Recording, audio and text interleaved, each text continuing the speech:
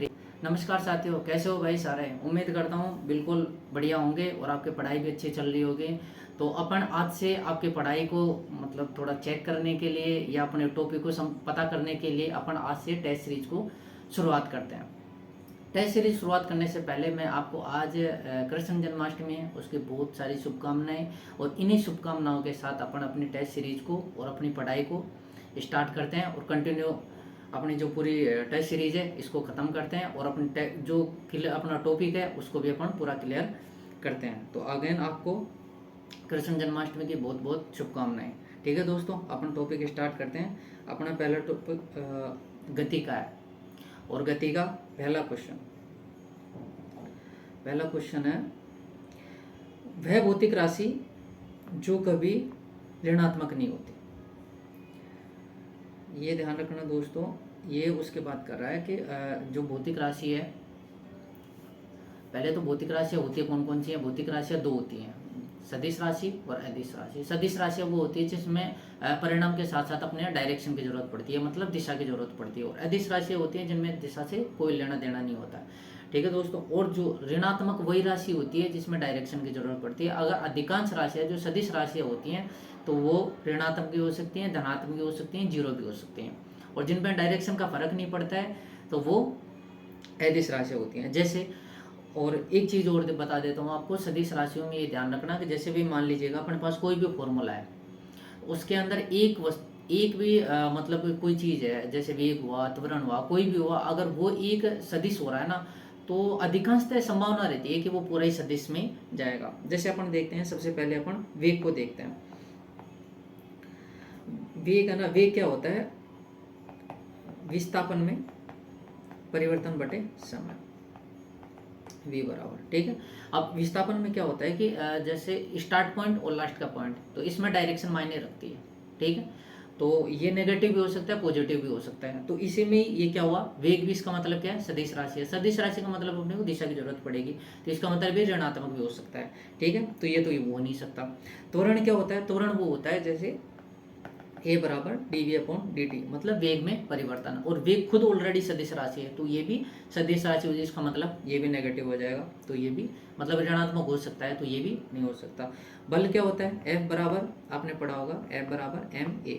ए क्या होता है, मतलब द्रव्यमान गुणा त्वरण, और त्वरण खुद भी क्या है, सदिश राशि, इसमें डायरेक्शन की जरूरत पड़ती है, तो इसका मतलब ये भी नहीं होगा। दूरी, दूरी हमेशा कभी भी नेगेटिव नहीं होती, ये एक अदिश राशि है और इसमें डायरेक्शन की जरूरत नहीं पड़ेगी, तो इसका मतलब क्या हुआ कि ये कभी ऋणात्मक नहीं हो सकती। तो अपना आंसर नंबर ए क्या हुआ, मतलब दूरी, अपना आंसर तो दूरी हो गया, और दूरी कभी भी नेगेटिव नहीं होती है। ठीक है दोस्तों, इस चीज़ का आप ध्यान रखें। आगे चलते हैं, क्वेश्चन नंबर 2। वेग और समय का गुणनफल प्रदान करता है। वेग और समय का गुणनफल, तो पहले अपन जितना जानते हैं उसके बारे में करते हैं। पहले तो अपन कितना जानते हैं, वेग क्या होता है, वेग होता है वेग बराबर विस्थापन बटे समय। ठीक है दोस्तों, ये मतलब v बराबर dx/dt। तो v, अगर मैं इसको क्रॉस गुणा करता हूँ, v गुणा dt बराबर क्या होगा, dx। dx क्या होता है, विस्थापन। इधर देख रहे हो ना, इन दोनों को अपन गुणा कर देते हैं तो बचता क्या है, विस्थापन। और अपना आंसर भी क्या हुआ, ऑप्शन नंबर बी। ठीक है दोस्तों, दूसरी चीज़ अपन समय की बात करते हैं, पी, समय को पी से डिनोट करते हैं, और एम वी, तो मतलब द्रव्यमान को वेग से गुणा कर देते हैं ना, तो क्या होता है, समय आ जाता है। और दूरी आपको मैंने बताया ही है, और गति है। ठीक है दोस्तों, आगे चलते हैं। निम्नलिखित में से कौन सा कथन असत्य है। ये ध्यान रखना, पहले तो सत्य या असत्य पूछ रहा है, तो अपने से पूछ रहा है असत्य। ठीक है दोस्तों, दूरी और विस्थापन, पहले आपको पहले ये बता देता हूँ कि दूरी और विस्थापन दोनों में डिफरेंस क्या होता है। जैसे मान लीजिएगा कि अपन एक ग्राफ से समझते हैं, यहाँ से कोई इंसान है, यहाँ से स्टार्टिंग करता है वो। ठीक है दोस्तों, ओ पॉइंट से स्टार्ट करता है, और ये इस साइड 2 किलोमीटर चलता है। ठीक है दोस्तों, यहाँ तक पहुँचता है, उसके बाद वो क्या करता है, इधर 3 किलोमीटर चला जाता है। अब वो यहाँ जाके रुक जाता है, ए पॉइंट पर रुक गया। तो अगर आप में से, मैं इनमें से ये पूछता हूँ कि वो कितनी, मतलब ये किलोमीटर चल रहा है, 2 किलोमीटर। अब ये मैं आपसे पूछता हूँ कि वो कितने किलोमीटर चला है, तो 2 ये और 3 ये, तो कितना हो गया, 5 किलोमीटर चला ना पूरा। तो ये 5 किलोमीटर तो क्या हो गई, दूरी। और मैं आपसे पूछता हूँ कि विस्थापन कितना। विस्थापन का मतलब ये होता है कि जहाँ से शुरुआत करते हैं और जहाँ एंड होता है उसका शॉर्ट एंड स्वीट रास्ता, मतलब सीधा एकदम। तो ये क्या होगा, इससे ऐसे करता हूँ ना मैं, तो ये लंबवत राशि हो गई ना, तो विस्थापन हमेशा लंबवत राशि पे काम करता है। तो ये राशि निकालेंगे ना अपन, तो अपन जैसे पाइथागोरस प्रमेय लगाते हैं, उनसे लगा के निकालते हैं, तो 2 3 और तो ये कितना हो जाएगी, जैसे 4 प्लस 9 13 हो गए ना, √13। ठीक है दोस्तों, इसका स्क्वायर करते हैं, जैसे आपको पूरा ही बता देता हूँ। जैसे आधार का स्क्वायर करते हैं, फिर लंब का स्क्वायर करते हैं। 2 का स्क्वायर कितना हो गया 4, और 3 का स्क्वायर कितना हो गया 9, और 9 और 4 कितना हो गए 13। ठीक है दोस्तों, √13। तो ये क्या हो गई, विस्थापन। ठीक है दोस्तों, तो ये विस्थापन होगा ये। अब इस चीज़ में एक चीज़ और ध्यान रखना, विस्थापन ये तो सीधा हो ही गया। ठीक है, एक चीज़ और देखो आप, दूसरा एग्जाम्पल देता हूँ मैं आपको। जैसे एक दूसरा लड़का है जो यहाँ से शुरुआत करता है और ए पॉइंट पर यहीं तक रुक जाता है, बस इससे आगे नहीं जाता है। ठीक है दोस्तों, और कितना किलोमीटर चलता है, मात्र 2 किलोमीटर। 2 किलोमीटर चलाना। अब मैं आपसे पूछता हूँ कि इसकी दूरी कितनी है। भाई चला पूरा सा 2 किलोमीटर है, तो दूरी कितनी हो जाएगी, ये 2 किलोमीटर हो जाएगी। और फिर मैं आपसे ये पूछता हूँ कि आप मेरे को ये बताओ कि इसका विस्थापन कितना हुआ। विस्थापन बोलते दिमाग में क्या आएगा, एकदम सीधा रास्ता। तो सीधा, इससे सीधा क्या होगा, इसका मतलब विस्थापन भी 2। तो इस कंडीशन में क्या हुआ, विस्थापन और दूरी दोनों सेम हो गए। और इस वाली कंडीशन में क्या हुआ था, दूरी ज़्यादा थी, विस्थापन कम था। और इससे तीसरी कंडीशन कोई बनती नहीं है भाई, या तो और किधर जाएगा या फिर एकदम बिल्कुल बराबर आ जाएगा। तो इसका मतलब पहले वाले ऑप्शन में क्या बता रहा है कि दूरी बराबर भी है विस्थापन के, और इस विस्थापन से ज़्यादा भी है। तो इसका मतलब क्या हुआ, ये तो सही है फिर। समझ गए आप। दूसरा ऑप्शन देखते हैं अपन, ये क्या कहते हैं, चाल और वेग। पहले ऑप्शन से समझाता हूँ आपको कि ये बहुत इंपॉर्टेंट चीज़ है। इन दोनों में हमेशा कंफ्यूजन रहता है, तो आप कंफ्यूजन को ना बिल्कुल क्लियर कर लो। ये पहले वाला समझ आएगा आपको। अब मैं इन दोनों में क्या करता हूँ, एक सेकंड, इन दोनों में मैं समय का भाग दे देता हूँ, दूरी में और विस्थापन में, मतलब टी का भाग देता हूँ। और आपने ये फॉर्मूला भी सुना होगा, चाल बराबर दूरी बटा समय। तो दोस्तों ये दूरी बटा समय और ये भी तो दूरी बटा समय, इसका मतलब क्या हो गया, चाल। ठीक है, और ये विस्थापन, और इसमें भाग देंगे। अभी आपसे मैंने बोला था ना कि वेग में क्या होता है, वेग बराबर विस्थापन बटे समय। तो ये क्या हो गया, वेग। तो दोनों के साइन ऐसे के ऐसे हैं, और इसमें इस समय का भाग देंगे तो चाल आ जाएगा, और इसमें भाग देंगे तो क्या आ जाएगा, वेग। अगर इसका मतलब ये हुआ कि अगर ये ऊपर वाली कंडीशन सही है तो नीचे वाली भी सही होगी। ठीक है दोस्तों, क्योंकि टाइम के रेस्पॉन्स में दोनों की इक्वलिटी सेम है, तो इसका मतलब ऑप्शन नंबर बी भी करेक्ट है। ठीक है, अब किसी भी वस्तु का विस्थापन ऋणात्मक हो सकता है। अगर मैंने आपको ये बोला था कि विस्थापन एक सदिश राशि होती है, इसमें डायरेक्शन मायने रखती है। तो डायरेक्शन वाली जो चीज़ सदिश राशि होती है वो जीरो भी हो सकती है, ऋणात्मक भी हो सकती है, धनात्मक भी हो सकती है। इसका मतलब वो तीनों चीज़ हो सकती है। ठीक है, तो इसका मतलब ये भी सही है। लेकिन ये जस्ट अपोजिट क्या कर रहा है, दूरी, और ये दूरी से भी बड़ा क्या है, विस्थापन। और ये कभी हो सकता है क्या, ये कभी नहीं हो सकता। तो इसका मतलब क्या हुआ, ये अपना राइट आंसर है। अपने को गलत ही तो पूछ रहा है, तो इसका मतलब ऑप्शन नंबर डी। तो दोस्तों इस चीज़ का ध्यान रखना, आप दूरी हमेशा विस्थापन से बड़ी, हालांकि बराबर हो सकती है, लेकिन इससे कभी छोटी नहीं होगी। और ये चाल में भी ये ध्यान रखना। ठीक है दोस्तों, आगे चलते हैं। क्वेश्चन नंबर 4, यदि कोई वस्तु द्वारा तय की गई दूरी 0 है तो उसका विस्थापन कितना होगा। आप एक बात बताओ, अगर आप किधर चल ही नहीं रहे हैं, तो स्टार्टिंग ही नहीं करी आपने, तो आप उसका शॉर्ट एंड स्वीट रास्ता कैसे देखेंगे। समझ रहे हो। तो इसका मतलब दूरी है ना, विस्थापन से या तो बराबर हो सकती है, लेकिन उससे ज़्यादा। तो लेकिन खुद दूरी 0 है, तो विस्थापन भी कितना होगा, 0 ही होगा। तो तय की गई दूरी 0 है, तो 0 हो भी सकता है या नहीं, हो भी नहीं सकता, एकदम क्लियर है, जस्ट 0 ही होगा। ठीक है दोस्तों, चलो आगे चलते हैं। ये पहले का बताया हुआ है, इसलिए ज़्यादा एक्सप्लेन की ज़रूरत नहीं है। आगे एक न्यूमेरिकल छोटा सा है। एक ट्रेन की अधिकतम गति कितनी देर के, 90 किलोमीटर प्रति घंटा है, अधिकतम, मैक्सिमम स्पीड है इसकी। तो आगे चलते हैं, 500 किलोमीटर की दूरी तय करने में उसको 10 घंटे का समय लग जाता है। तो इसकी औसत चाल और अधिक चाल का अनुपात बताइए। आपको अपने को कुछ नहीं करना है, पहले तो अपन जितना जानते हैं ना उतना करते हैं। क्या जानते हैं अपन? अपने को चाल की बात कर रहा है, तो चाल बराबर दूरी बटा समय। ठीक है दोस्तों, तो दूरी कितनी कर रहा है? 500, 500 है ना, और टाइम कितना ले रही है? 10 घंटे। ठीक है, तो ये कितनी आ गई अपने? 50 किलोमीटर। ये औसत चाल, ये तो अपने पास आ गई औसत चाल। और क्वेश्चन में अपने को पूछ क्या रहा है? ये अपने से दो चीज़ें पूछ रहा है कि आपकी जो औसत चाल है एक तो, और उसकी अधिकतम चाल। औसत चाल कितनी होगी अपनी? 50, और एक मैक्सिमम चाल कितनी है? 90। दोनों का अपने को अनुपात पूछ रहा है, तो ये कितना होगा? 2 0 0 बढ़ जाएगा, 5:9। ठीक है दोस्तों, आपको इतना ध्यान रखना है कि क्वेश्चन में पूछ क्या रहा है अपने से और दिया हुआ क्या है। तो अपने से ये दो चीज़ें पूछ रहा है कि औसत चाल कितनी है और अधिकतम चाल कितनी है।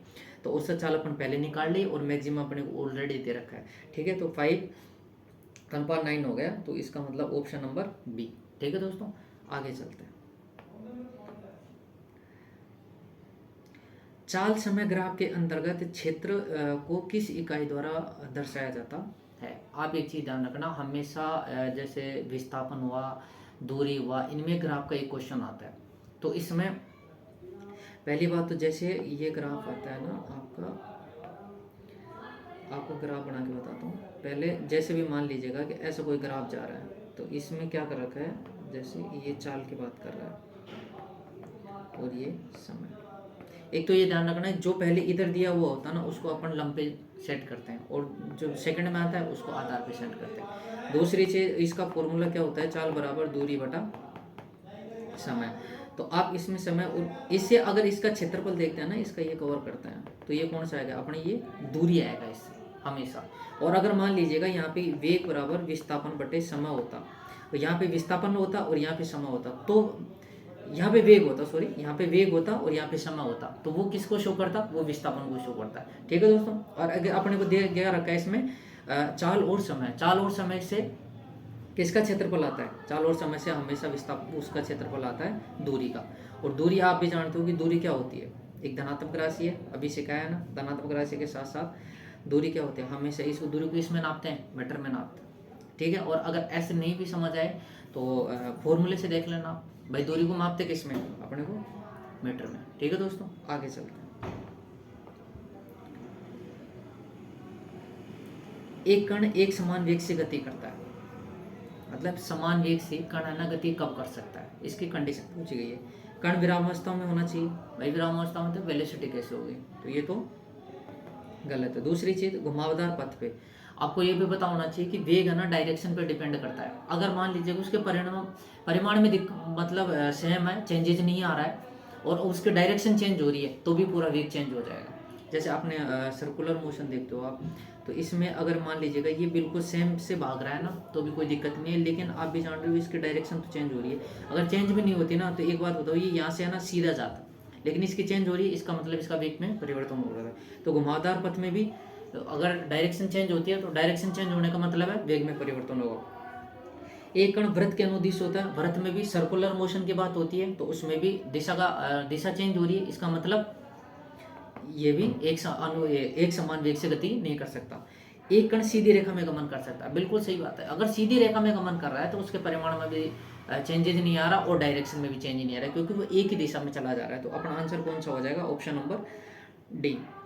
ठीक है दोस्तों, इस चीज़ का ध्यान रखना, वेग परिमाण और गुणा मतलब डायरेक्शन में, इन दोनों चीज़ों पर डिपेंड करता है। और इनमें से एक भी चीज़ सेम है और दूसरी चेंज हो रही है, तो इसका मतलब वेग चेंज होगा। सीधी सी बात है, आप दिशा का ध्यान रखना बस। ठीक है दोस्तों, परिमाण तो आपको वैसे भी दिख जाएगा। आगे चलते हैं, क्वेश्चन नंबर 8। यदि किसी वस्तु का त्वरण में प्रति इकाई समय में हुआ परिवर्तन क्या कहलाता है? आप एक बात बताइए, अभी मैंने आपको क्या बोला था? त्वरण बराबर वेग में परिवर्तन। ठीक है दोस्तों, और बटे समय। अगर वेग में परिवर्तन हो रहा है, और अगर मान लीजिए इसमें क्या बोला है? इकाई समय में। अगर इसमें क्या होगा कि समय को एक मान लेता है, तो इसमें क्या होगा? वेग में परिवर्तन, और अपने को प्राप्त क्या होगा? त्वरण। तो ऑप्शन में क्या आ जाएगा? अपन लिखना चाहेंगे तो वेग। तो अब पूरा पढ़ेंगे इसको। त्वरण इसके वेग में इकाई प्रति इकाई समय में परिवर्तन। अगर वेग में जितना परिवर्तन होता है ना टाइम के अकॉर्डिंग, वही त्वरण होता है। तो इसका अपना ऑप्शन नंबर कौन सा हो जाएगा? 1। ठीक है दोस्तों, आगे चलते हैं। क्वेश्चन नंबर 9, औसत चाल और औसत वेग का अनुपात क्या कहलाता है? अब ये आपको अभी थोड़ी देर पहले मैंने बताया था कि जैसे दूरी और विस्थापन ये आया था ना, उसमें अपन फर्स्ट क्वेश्चन में निकाले थे ये वाला रेशियो। ठीक है दोस्तों, ये तो आपको पता होगा ही भाई। वेग है ना चाल के बराबर हो सकता है, लेकिन चाल से ज़्यादा नहीं हो सकता कभी भी। ठीक है दोस्तों, लेकिन ये अनुपात की बात कर रहा है, तो अनुपात में क्या करते हैं, दोनों को भाग दे देते हैं, चाल बटे वेग, और ये इक्वल साइन बल। ठीक है दोस्तों, तो इसका मतलब ये हुआ कि चाल और इसका अनुपात है ना 1 के बराबर हो सकता है, लेकिन 1 से कभी कम नहीं होगा। तो इकाई के बराबर तो है, या इससे बड़ा तो बड़ा, इससे कभी ना तो बराबर हो, इकाई से कम कभी कम नहीं हो सकता। भाई एक बात बताओ, अगर यहाँ पे चाल है ना 5 है और यहाँ पे वेग 2, या फिर आप ये कर सकते हो 5 है ना तो इसको भी 5 ले सकते हो, तो 5 में 5 का भाग दोगे तो 1 आ जाएगा, 1 बराबर 1 हो जाएगा, और इसमें कितना आएगा 2.5। ऐसा तो है नहीं कि भाई कि पॉइंट ऑफ मतलब 0 से आ जाएगा, मतलब 1 से भी कम आएगा, कभी नहीं होगा, क्योंकि हमेशा चाल है ना वेग से ज़्यादा होती है।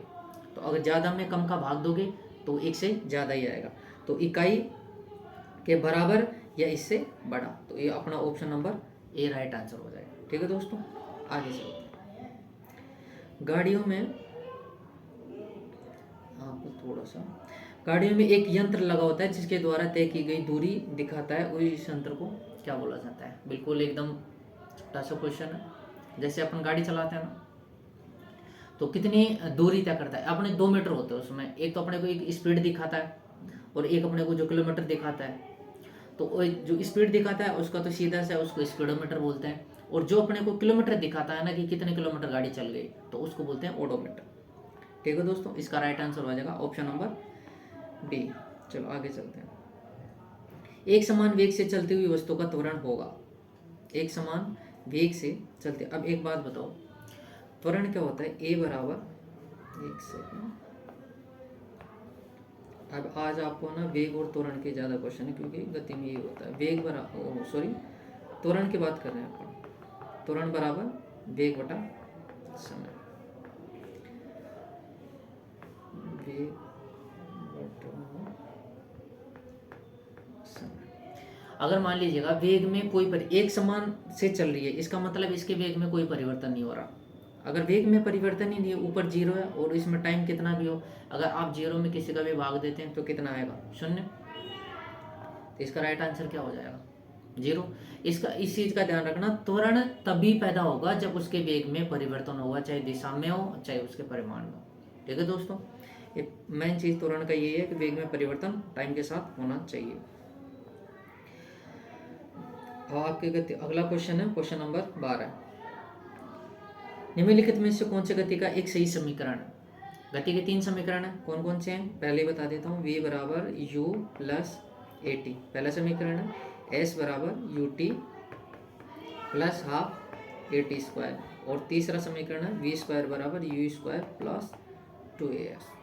ठीक है दोस्तों, ये गति के 3 समीकरण। इनमें से आपको जब पहले मैच कर लीजिए, v बराबर यू प्लस ए टी पहला ही समीकरण सही है। ठीक है दोस्तों, नीचे चलते हैं, v माइनस यू बिल्कुल गलत हो गया, s बराबर यू टी माइनस है बिल्कुल गलत हो गया, इनमें से कोई नहीं, कोई मतलब नहीं। ठीक है दोस्तों, गति के 3 समीकरण है, इनमें से सीधा सीधा क्वेश्चन हो जाता है, और ये चीज़ का ध्यान रखना, ये बिल्कुल एकदम फैक्ट है। पहला समीकरण ये तो मतलब ये, अगर ये आपसे नाम दे के पूछ लेता है गति का पहला समीकरण कौन सा है, तो आपको ये समीकरण देना पड़ेगा। गति का सेकंड समीकरण कौन सा है, ये वाला देना पड़ेगा। ठीक है, इसमें ये वाला हो जाएगा। ठीक है, आगे चलते हैं।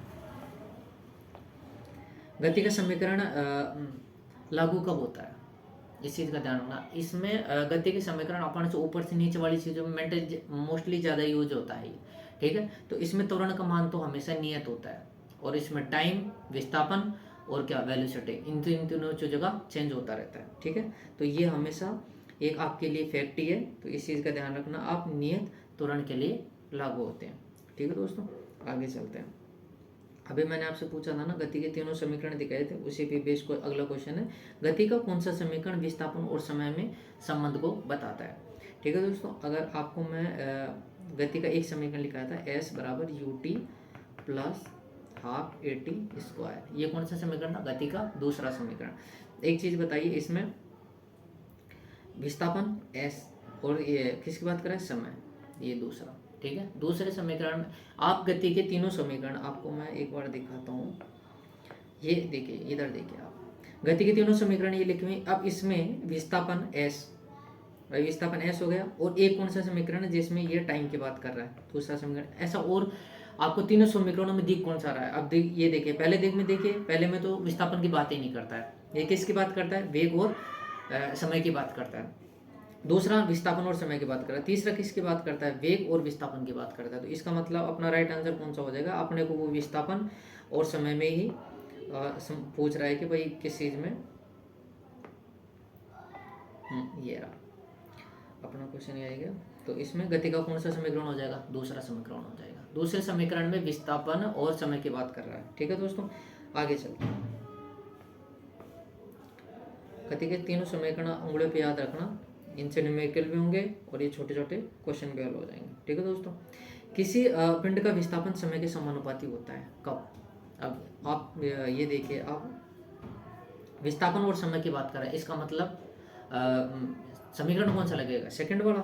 सेकंड वाले में लगते हुए क्या करेंगे अपन? इधर देखिए, एस बराबर U T plus half A T square. ठीक है दोस्तों, इसमें यह पिंड किसी भी पिंड का विस्थापन और समय, तो आप ये देख लीजिए कि इसमें है ना, त्वरण का मान तो नियत रहता ही है, तो इसका मतलब ये पड़ा तो पूरा जीरो हो जाएगा। और ये फर्स्ट की बात करता है कब का? तो ये बचा एस बराबर यू टी, मतलब S proportional T. S proportional T कब हो जाएगा? ये अगर ए का मान जीरो होता है, और ए का मान जीरो कब होता है? कोई वस्तु नियत होती है ना, तब उसका मान जीरो होता है। ठीक है दोस्तों, तो एस प्रोपोर्शनल टी कब होगा? वे त्वरण का मान नियत हो। तो ऑप्शन नंबर बी इसका राइट आंसर हो जाएगा। ठीक है दोस्तों, आगे चलते हैं। अलग अलग द्रव्यमान के पत्थरों को निर्वात में एक ऊंचाई से पृथ्वी पर गिराया जाता है। तो ये पूछना चाह रहा है कि इन दोनों में से ऑप्शन की तरफ ध्यान देंगे, अपने को दिखाई देगा कि हल्का पत्थर पहले गिरेगा। ठीक है दोस्तों, हल्का पहले गिरेगा या भारी गिरेगा, ये दोनों एक साथ गिरेंगे या कुछ कह नहीं सकते। तो इसका मतलब आप किसी भी वस्तु को ऊपर से नीचे तक आती है ना, तो उसका टाइम होता है टी बराबर 2h/g का अंडर रूट। तो इसका मतलब ये है कि वो द्रव्यमान जिसका टाइम होता है ना, ये द्रव्यमान पे डिपेंड ही नहीं करता। तो आप चाहे 5 किलो की को या 10 किलो की को, दोनों को एक साथ गिराओगे तो भी एक साथ आएंगे। पर कंडीशन ये है, उसमें निर्वात होना चाहिए, मतलब माध्यम का इफेक्ट नहीं होना चाहिए। अगर मान लीजिएगा आप, तो ये तो ज़्यादा हो गया, अगर मान लीजिए कि कोई 5 किलो का कोई भी द्रव्यमान की वस्तु है और एक अपना कॉपी का पेज है, उन दोनों को निर्वात में आप उनको सेम फेंकोगे ना, तो सेम टाइम में नीचे आएंगे। लेकिन जैसे अपन ऊपर से फेंकते हैं, अपन बेसिकली में देखते हैं ना, तो हमें हवा का मीडियम का बहुत फर्क पड़ता है। इस वजह से जो भारी होती है वो पहले पहुंच जाती है, क्योंकि वो जो माध्यम होता है उस वस्तु को, जो भारी वस्तु है वो उसको क्रॉस कर जाती है, हल्के ऊपर आ जाती है। इसलिए ये पहले क्वेश्चन में बोल दिया कि अपन क्या कर रहे हैं, निर्वात में इसका मतलब माध्यम को कोई फर्क नहीं पड़ेगा, कोई फर्क नहीं पड़ेगा। तो चाहे हल्की हो भारी हो, दोनों वस्तु सेम टाइम में नीचे आएंगे। ठीक है दोस्तों, इसका मतलब अपना आंसर कौन सा हो गया? दोनों पत्थर एक साथ गिरेंगे, ऑप्शन नंबर सी। ठीक है दोस्तों, आगे चलते हैं। अगला क्वेश्चन है क्वेश्चन नंबर 17, त्वरण का विमेय सूत्र। अब विमेय सूत्र क्या होता है कि mlt के रूप में किसी भी राशि है उसको mlt में व्यक्त करना। m का मतलब द्रव्यमान हो जाएगा, लंबाई वाले को l में और t वाले को, जैसे सेकंड टाइम होता है ना, उसको t से दर्शाते हैं। तो अपन एक बात बताइए, त्वरण का फॉर्मूला क्या होता है? dv/dt। वेग में क्या होता है? अगर फिर भी वो थोड़ा सा और देखते हैं अपन,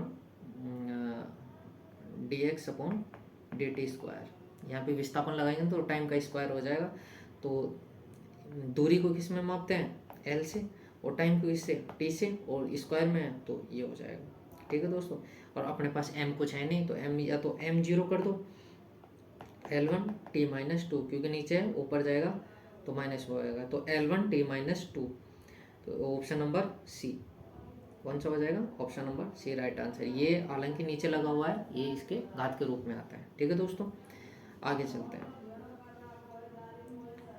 किसी पिंड के मंदन का अर्थ है, मंदन का मतलब रिड्यूस, रिड्यूस का मतलब कम, और कम कब होता है, तो अपने ऑप्शन पे ध्यान दीजिएगा।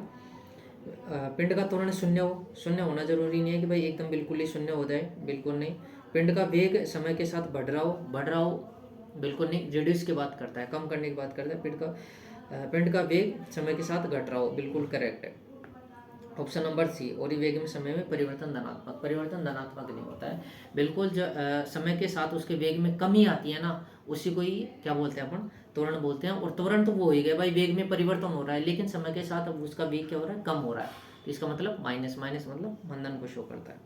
ठीक है दोस्तों, आगे चलते हैं। क्वेश्चन नंबर 19, मुक्त अवस्था में गिरते हुए पिंड द्वारा तय की गई दूरी किसका समानुपातिक होती है। अब आपको मैंने बताया था कि मुक्त अवस्था में गिरते हुए दूरी और टाइम के साथ ही नीचे गिरी है, तो इसमें गति की कौन सी समीकरण लगाएंगे, गति की दूसरी समीकरण, एस बराबर U T plus half A T square.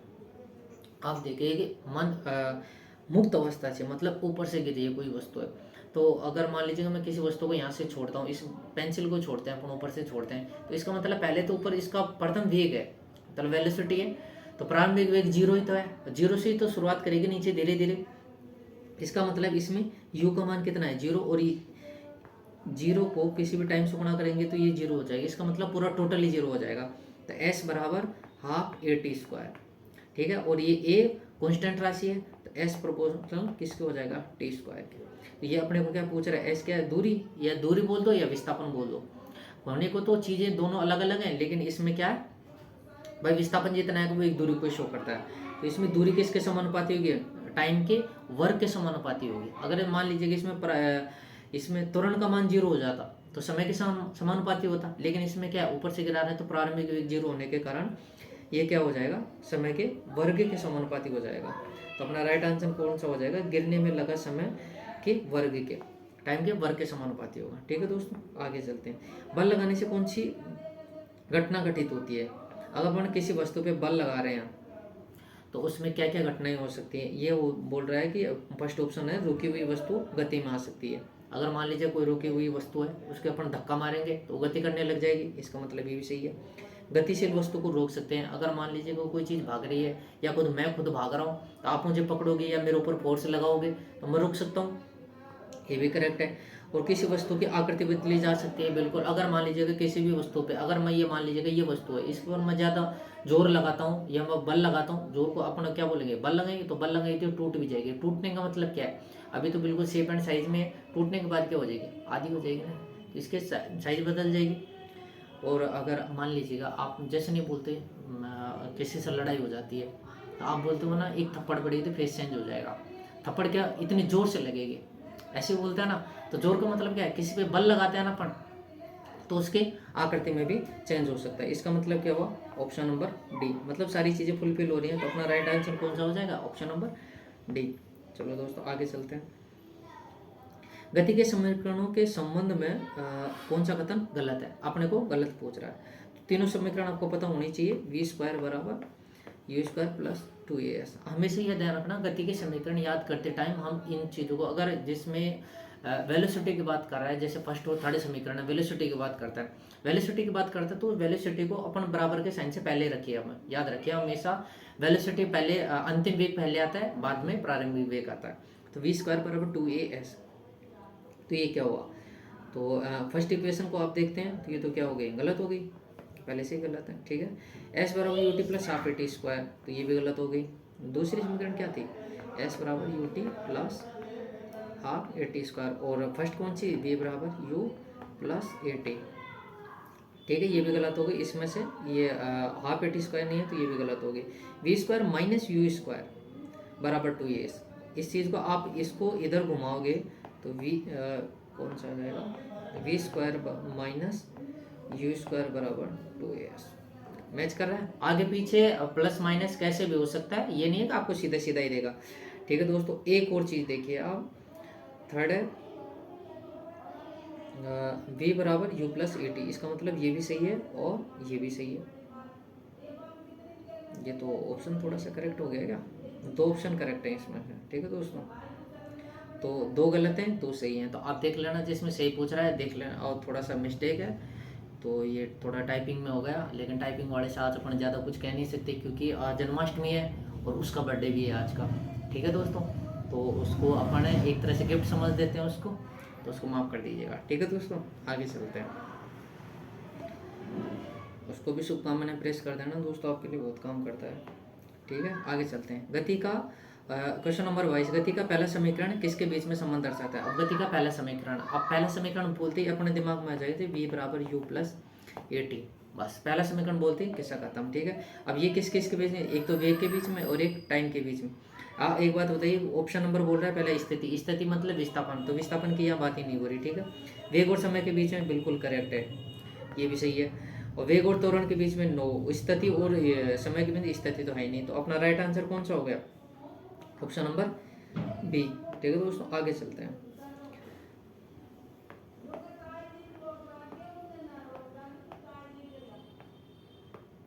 Question number 23, किसी वस्तु को विराम अवस्था में रहने या समान वेग से गतिशील रहने की प्रवृत्ति को क्या कहते हैं? अगर मान लीजिएगा किसी भी वस्तु पे विराम अवस्था में पड़ी है और यह गतिशील है, आपने गति का जो पहला नियम पढ़ा होगा उसमें कोई भी वस्तु गतिशील है ऐसा सुना होगा ना कि गतिशील है तो गतिशील ही रहना चाहती है, विराम है तो विराम ही रहना चाहती है, वही वाली लाइन है ये। ठीक है दोस्तों, अगर विराम अवस्था में है तो विराम रहने लगी, गतिशील अवस्था में गतिशील है। इस प्रवृत्ति को साइंस के लैंग्वेज में क्या बोला जाता है? उसको बोला जाता है जड़त्व। ठीक है दोस्तों, ना तो इसका कोई मात्रक होता है, वियमाइन राशि है। ठीक है, संवेग जैसे मान लो P बराबर mv हो गया, F बराबर ma हो गया, तो ये है जड़त्व। क्या होता है जड़त्व? निर्भर है ना द्रव्यमान पे करता है, लेकिन मात्राहीन राशि है। ठीक है दोस्तों, आगे चलते हैं। क्वेश्चन नंबर 24, गति का प्रसिद्ध नियम किसने दिए? अब एक बात बताइए, गति के नियम किसने दिए थे? न्यूटन। ठीक है दोस्तों, आपने ये भी सुना होगा सर, हमने तो न्यूटन के, गैलीलियो का भी नाम सुना है भाई। गैलीलियो ने हालांकि गैलीलियो ने पहले दिए थे गति के नियम, लेकिन उसने एक दिया था। दूसरी बात, वो एक फेमस नहीं हुआ, तो न्यूटन ने उन्हीं नियमों को थोड़ा सा मॉडिफाई किया और दुनिया में अच्छे ढंग से प्रस्तुत किया ना, तो वही फेमस हुए थे। इसलिए आपने तो गति का फर्स्ट नियम है ना, उसको जो जड़त्व का नियम है उसको ना गैलीलियो का नियम भी बोलते हैं, क्योंकि वो उसकी एक्सप्लेन है ना गैलीलियो ने ज़्यादा करी थी, इसलिए उसका छोटा एक लो है उसको बोलते हैं। बाकी पूरे का नाम देंगे तो न्यूटन आएगा। ठीक है दोस्तों, आगे चलते हैं। कन्फ्यूजन नहीं रखना है, आंसर इसका न्यूटन ही होगा बिल्कुल। आपका क्वेश्चन नंबर 25, क्वेश्चन नंबर 25 क्या था? कोई वस्तु स्थिर है तो स्थिर अवस्था में रहना चाहती है, यदि गतिशील अवस्था है तो गतिशील है तो वह एक वेग से गतिशील रहना चाहती है जब तक कि उस पर कोई बाह्य असंतुलित बल कार्य नहीं करे। अभी मैंने आपको बोला ना कि गति के 3 नियम हैं, उनमें से ये गति का पहला नियम है। वो तीनों समीकरण थे और ये गति का पहला नियम है। गति का पहला नियम ये बताता है कि अगर मान लीजिएगा कोई वस्तु है स्थिर बैठी है तो स्थिर रहना चाहती है जब तक कि आप उसके धक्का या खुद कुछ भी, अगर मान लीजिएगा असंतुलित बल का मतलब होता है, अगर मान लीजिएगा मैं ये पेंसिल है स्थिर रखी हुई है तो इसका मतलब इसमें ये थोड़ी एक ही बल लग रहा है, बहुत सारे बल लग रहे हैं, लेकिन वो आपस में ही कट कटा के जीरो हो जाते हैं, तो इसका मतलब संतुलित बल है। अगर मान लीजिएगा मैं इसको छोड़ देता हूँ, मैं बल लगा रहा हूँ उसको छोड़ देता हूँ, तो इसका मतलब असंतुलित बल लग रहा है कि मैंने छोड़ दिया ना, तो ये इसके ऊपर गतिशील हो जाएगी। तो इसका कहने का मतलब ये है कि जो न्यूटन की जो पहला नियम है ये जड़त्व पे डिपेंड करता है। तो इसका पहले नियम, और आपको मैंने ये भी बताया इसको गैलीलियो ने एक्सप्लेन किया था, इसको गैलीलियो का नियम भी बोलते हैं। तो आप थोड़ा सा एक ऑप्शन पे नज़र मारते हैं, इसको गति का पहला नियम बोलते हैं, बिल्कुल करेक्ट है। इसको जड़त्व का, गैलीलियो का जड़त्व नियम भी कहते हैं, बिल्कुल सही है। तो ये ऑप्शन नंबर सी हो जाएगा, ये दोनों ही सही है। तो आपको है ना न्यूटन का जो पहला नियम है उसके आधारित है, मैं आपको ज़्यादा ऑप्शन ना देके मैं आपको इसके बहुत सारे एग्जांपल हैं, एक बार एग्जांपल बता देता हूँ, उनको ध्यान रखना। अब पहले नज़र देखना आप एक बार, कंबल को हाथ से पकड़कर डंडे से पीटना और धूल को झाड़ कर, धूल के कण है ना झाड़ कर गिर जाते हैं। ठीक है दोस्तों, एक मिनट रुकिए। तो ये क्या कहना चाह रहा है दोस्तों, जैसे मान लीजिएगा अपने कंबल है तो अपन कंबल को जैसे ऐसे हिलाते हैं ना, तो उसमें पहले से कण डस्ट जमी हुई होती है। तो नियम ये कहता है कि कोई भी कण स्थिर है तो स्थिर ही रहना चाहता है। ठीक है, तो कण, अब मैं बल लगा रहा हूँ, कंबल पे बल लगा रहा हूँ, मैं कणों पे बल ही नहीं लगा रहा, तो जैसे ही मैं कंबल को हिलाऊंगा तो कंबल तो ऐसे हो जाएगी, कण स्थिर अवस्था में है और स्थिर ही रहना चाहते हैं, इसलिए वो तो यहाँ रह जाएंगे, कंबल आगे निकल जाएगा, इसलिए डस्ट झड़ जाती है और अपना कंबल साफ हो जाता है। ठीक है दोस्तों, तो ये कंबल का झड़ना गति के पहले नियम पर आधारित है। दूसरा नियम क्या है कि पानी से भरे गिलास के ऊपर वाला है। जैसे मान लीजिएगा कि पानी का गिलास है, पानी का गिलास ले लिया मैंने, उसके ऊपर एक क्या रख दिया, पानी से भरी पोस्ट कार्ड रख दिया और उसके ऊपर एक मैं सिक्का रख देता हूँ। मैं ये तीनों चीज़ें रखी हुई हैं, अगर मैं पोस्ट कार्ड को एक झटके से, मतलब इसका वेग ज़्यादा होता है ना, इसको ऐसे खींचता हूँ ना, तो ऊपर जो सिक्का रखा हुआ है, अब सिक्के के ऊपर मैंने बल नहीं लगाया, तो अगर बल नहीं लगा रहे हैं तो वो स्थिर अवस्था में रहना चाहता है, और चाहता क्या है, मैंने उसके ऊपर बल नहीं लगाया, इसके ऊपर बल लगाया तो ये बाहर हो जाएगी और वो स्थिर का स्थिर ही रह जाएगा, तो उसके अंदर गिर जाएगा। ठीक है दोस्तों, ये हो गया। ऐसे ही सेम किस में होता है, अपने जैसे पेड़ है उसकी डाली होती है ना, उसकी पत्तियाँ आती हैं, जैसे ही हवा चलती है तो डाली हिलती है और पत्तियाँ नहीं हिलती ना, तो पत्ते गिर मतलब नीचे झड़ जाते हैं। दूसरी चीज़ आप ये और देखिए, जैसे मान लीजिएगा अपन पेड़ की डाली होती है ना, अपन जैसे आपने आम तोड़े होंगे तो ऐसे डाली को पकड़ के पूरी को ऐसे झटके से ऐसे हिलाते हैं ना, तो अपन डाली पे तो बल लगा रहे हैं, तो उसके जैसे फल लटके हुए हैं उनके ऊपर थोड़ी लगा रहे हैं, तो डाली हिलेगी, जैसे ही हिलेगी और जो फल है वो स्थिर रहना चाहता है, जैसे ही होता टूट जाएगा, टूट के नीचे गिर जाते हैं। ठीक है दोस्तों, आगे चलते हैं। और आगे क्या बोलते हैं, जैसे, और हाँ ये देखिए आप, जैसे मान लीजिए कोई कांच है, कांच के ऊपर है ना में गोली मारते हैं अपन, या कुछ भी फेंकते हैं, पैनी से फेंकी, बल लगाया इसके ऊपर, तो कांच है ना, बल का मान थोड़ा ज़्यादा होना चाहिए। ऐसा नहीं है कि भाई मान लो आप पत्थर फेंक रहे हो तो उसके फोर्स भी ज़्यादा हो जाता है, उसका वेलोसिटी कम होती है, इसका वेलोसिटी का मान ज़्यादा होता है तो कांच के आर पार निकल जाती है, और एक बिल्कुल उतना ही छेद होता है जितना वो सीधा निकलती है। ठीक है दोस्तों, आगे चलते हैं। और जैसे मान लीजिएगा कि एक नीचे एग्जाम्पल लिखा हुआ था, जैसे हथौड़े में हाथे से कसने के लिए आपने मान लीजिए जैसे हथौड़े का हत्था है ना, इसके ऊपर वो ऐसे पैर आते हैं ना, और फिर उसको उल्टा करके अपन ऐसे मारते हैं, तो ये हत्था क्या स्थिर रहना चाहता है और ये ऊपर हो जाएगा, तो बिल्कुल एकदम फिट हो जाएगा। तो ये साइंस है ना एकदम, अपन बेसिक में भी समझना चाहेंगे ना तो बिल्कुल अपने को ऐसे एग्जाम्पल दिख जाएंगे अपने निज प्रकृति में होते रहते हैं। ठीक है दोस्तों, आप एक बार इनको गौर से पढ़ लीजिएगा, बिल्कुल सारे क्लियर हो जाएंगे। इनके सारे हर के क्वेश्चन बनाना पॉसिबल नहीं है। ठीक है दोस्तों, निम्नलिखित में से कोई राशि जिसका कोई मात्रक या कोई विमा नहीं होती है, जिसका मात्रक ही नहीं उसकी विमा क्या होगी, तो ऐसी कौन सी राशि बताई थी, अभी मैंने बताई थी ना, जड़त्व। ठीक है दोस्तों, आगे चलते हैं, ज़्यादा टाइम वेस्ट नहीं करेंगे। कोई भी जैसे मान लीजिएगा भौतिक राशि में संवेग को सबसे पहले किस वैज्ञानिक ने प्रस्तुत किया था। संवेग क्या होता है, पी बराबर, अभी चर्चा की थी ना अपन ने सेकंड लॉ में, P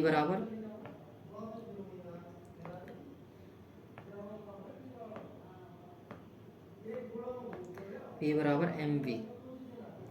ठीक है दोस्तों, P बराबर mv ये होता है। और जैसे गति के दूसरा समीकरण भी है, नियम देते हैं ना, जिसमें F बराबर m में होता है और एक को या फिर dp/dt, ये इसी से निकल के आता है। तो जैसे संवेग में जो परिवर्तन होता है किसके बराबर, समय के साथ जो सापेक्ष जो परिवर्तन होता है उसमें बल होता है, और ये उसका द्वितीय नियम है। ठीक है दोस्तों, वो इसकी ये पूछ क्या रहा अपने से, किस वैज्ञानिक ने प्रस्तुत किया था, तो ये नियम किसने दिए थे, न्यूटन ने, तो ये भी सेम उसी ने प्रस्तुत किया था। ठीक है दोस्तों, आगे चलते हैं। अब आप देखिए, आपको मैंने अभी बताया ना कि संवेग क्या होता है, उसका ही क्वेश्चन है। किसी वस्तु के संवेग में परिवर्तन की दर उस पर लगने वाले असंतुलित बल की दिशा के बल के समानुपाती होती है। यह न्यूटन की गति का कौन सा नियम है, अभी मैंने आपको बताया ना, F बराबर dp/dt, और ये किसका नियम है, सेकंड, कौन से नंबर का, सेकंड नियम। फर्स्ट नियम किसका हो गया, जड़त्व का, दूसरा नियम क्या हो गया, संवेग में परिवर्तन वाला। ठीक है दोस्तों, आगे चलते हैं, ऑप्शन नंबर 2।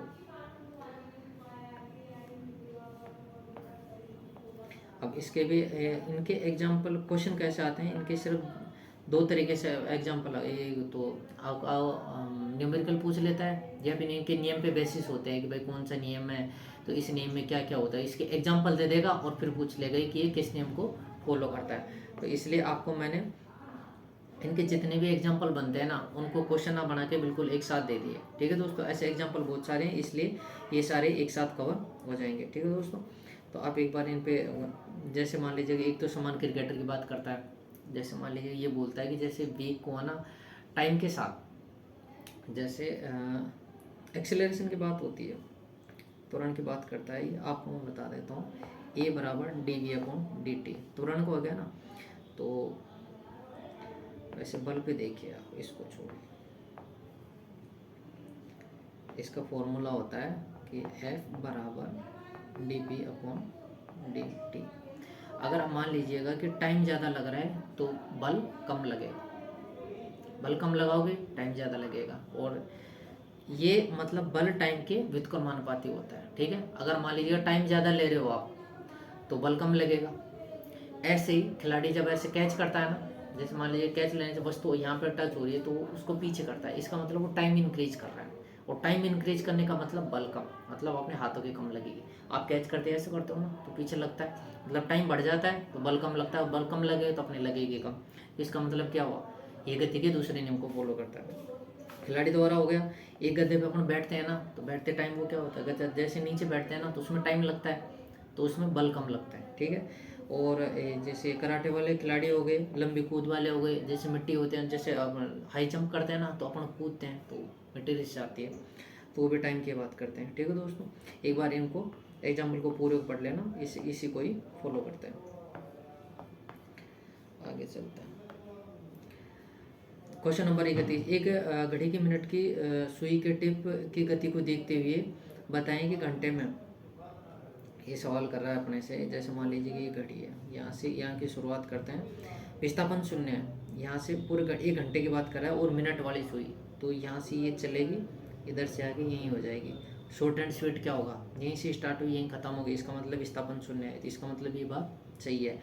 तय की गई दूरी, बिल्कुल दूरी इधर से इधर आ गई भाई, 2 पाई आर है ना, इसने तय कर लिया, ये 0 क्यों होगी, इसका मतलब गलत। औसल चाल, चाल चाल बिल्कुल गलत, 0 कैसे हो सकती है, और औसत वेग 0 है। अगर मान लीजिएगा उसके विस्थापन में ही चेंज नहीं है तो उसका वेग भी 0 नहीं हो सकता, तो ये भी करेक्ट बात है। अच्छा, नीचे ऑप्शन दे रखे हैं, आप नीचे देखिए, ए और डी मतलब ऑप्शन नंबर डी आपका करेक्ट आंसर है। ठीक है दोस्तों, आगे चलते हैं। एक कार और ट्रक में रेखे संवेग का मान समान है तो दोनों मिक्स की चाल अधिक होगी। आपको एक बात बताइए, रेखे संवेग का मान क्या होता है, पी बराबर एम वी। ठीक है, और इसमें रेखे संवेग को समान कर रखा है, इसका मतलब पी कांस्टेंट है, कांस्टेंट होगा तो एम वी बराबर कांस्टेंट, तो एम प्रोपोर्शनल 1/v। जिसका द्रव्यमान ज़्यादा होगा उसका वेग कम हो जाएगा, और जिसका वेग कम है उसका द्रव्यमान ज़्यादा हो जाएगा। तो इसमें दोनों की चाल अधिक पूछ रहा है कि वेग किसका ज़्यादा होगा। देख, जैसे मान लीजिए कार और ट्रक में, तो ट्रक भारी है, उसका द्रव्यमान ज़्यादा है, उसका वेग कम हो जाएगा, लेकिन अपने को चाल अधिक पूछ रहा है, तो जिसका वेग कम है, तो कार और ट्रक में वेग द्रव्यमान किसका कम है, वेग कम की पूछ रहा है, तो उसका मतलब उसका द्रव्यमान ज़्यादा होना चाहिए। और ये अपने को पूछ रहा है कि चाल अधिक, वेग ज़्यादा, इसका मतलब द्रव्यमान कम, और द्रव्यमान कम किसका, ट्रक का या कार का, तो इसका किसका हो जाएगा, कार का, ऑप्शन नंबर ए। ठीक है दोस्तों, आगे चलते हैं। ये ध्यान रखना कि संवेग का मान समान है तो इसमें एम इस व्युत्क्रमानुपाती हो जाएगा। अगर व्युत्क्रमानुपाती का मतलब ये होता है कि एक चीज़ नीचे वाली जो नीचे है ना वो ज़्यादा या कम हो रही है तो उसका उल्टा, जस्ट उल्टा होगा। जैसे मान लीजिए कि इसमें वेग ज़्यादा हो रहा है ना तो द्रव्यमान कम होना चाहिए, और द्रव्यमान ज़्यादा हो रहा है ना तो वेग कम हो जाएगा। ठीक है दोस्तों, तो आगे चलिए, ये थोड़ा रिपीट क्वेश्चन हो गया। वही पहला क्वेश्चन है अपना कि भौतिक राशि है जो ऋणात्मक नहीं होती है उसको क्या बोलते हैं, दूरी। दूरी कभी भी ऋणात्मक नहीं हो सकती है। तो अपनी क्लास में इतने क्वेश्चन थे, मुझे उम्मीद है पूरे अपने जो गति का टॉपिक है उसमें से थ्योरी के जितने भी क्वेश्चन बनते हैं ना वो मोस्टली, अगर मान लीजिएगा आपने ये सीरीज कर लिया ना तो इसके सारे कंसेप्ट अपने क्लियर हो जाते हैं। एक न्यूमेरिकल का बचता है, एक क्लास स्पेशल, उस दिन थोड़ा न्यूमेरिकल ज़्यादा लेंगे। ठीक है दोस्तों, अगेन अगले सीरीज के अंतर्गत ऐसे ही क्वेश्चन मिलेंगे आपको, थोड़ा सा और भी इनका लेवल बढ़ाएंगे, और आप पढ़ते जाना और प्रैक्टिस करते रहना। ठीक है दोस्तों, अगले वीडियो में मिलते हैं। Thank you.